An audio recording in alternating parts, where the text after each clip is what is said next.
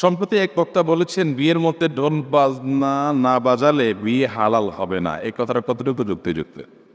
এটা কোনো বক্তা বলতে পারে নাকি? আমার মনে হয় না এরকম কেউ বলছে। এটা হয়তো বোঝের ভুল হতে পারে, অথবা অনেক কি বুঝাইতে গেছে, আপনি কি বুঝছেন?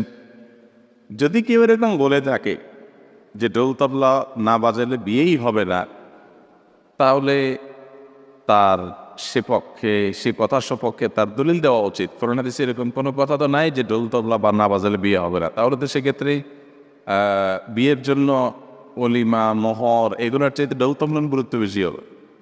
সবাই তাহলে ঢোল তবলা আনতে হবে বিয়ের জন্য। এটা যদি কেউ বলে থাকে সেটা অবশ্যই ভুল এবং মন গড়া কথা, এর কোনো ভিত্তি নেই।